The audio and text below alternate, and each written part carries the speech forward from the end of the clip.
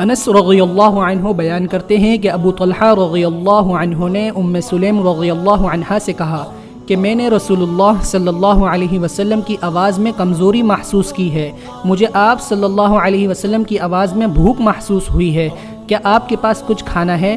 انہوں نے کہا ہاں۔ بس انہوں نے جو کی چند روٹیاں نکالیں اور اپنی اوڑھنی کے ایک حصے میں ان روٹیوں کو لپیٹا، پھر اس کو میری بغل میں چھپایا، پھر مجھے رسول اللہ صلی اللہ علیہ وسلم کے پاس بھیجا۔ حضرت انس فرماتے ہیں کہ میں نے آپ صلی اللہ علیہ وسلم کو مسجد میں بیٹھا ہوا پایا اور آپ کے ساتھ اصحاب صفہ بھی تھے اور وہ بھی فاقے سے تھے۔ سو آپ صلی اللہ علیہ وسلم نے مجھ سے پوچھا تمہیں ابو طلحہ نے بھیجا ہے؟ میں نے کہا جی۔ آپ نے پوچھا کھانے کے ساتھ بھیجا ہے؟ میں نے کہا جی۔ سو رسول اللہ صلی اللہ علیہ وسلم نے فرمایا ان لوگوں کو جو آپ کے ساتھ تھے اٹھو۔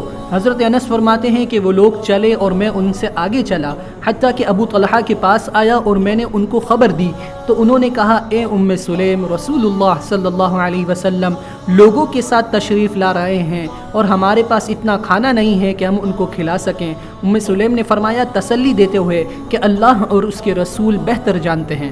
سو ابو طلحہ چلے حتیٰ کہ رسول اللہ صلی اللہ علیہ وسلم کا استقبال کیا، بس آپ صلی اللہ علیہ وسلم تشریف لائے اور ابو طلحہ آپ کے ساتھ تھے حتیٰ کہ گھر میں داخل ہو گئے۔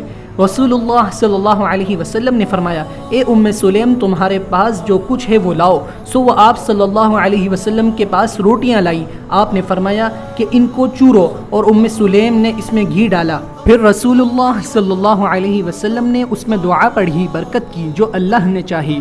پھر آپ صلی اللہ علیہ وسلم نے فرمایا کہ 10 آدمیوں کو اجازت دو کھانے کی، بس 10 آدمیوں نے پیٹ بھر کر کھایا اور چلے گئے۔ پھر آپ صلی اللہ علیہ وسلم نے فرمایا کہ 10 آدمیوں کو اجازت دو، سو ان 10 نے بھی پیٹ بھر کر کھایا اور چلے گئے۔ پس سب لوگوں نے کھایا اور سیر ہو گئے اور لوگوں کی تعداد 70 یا 80 تھی۔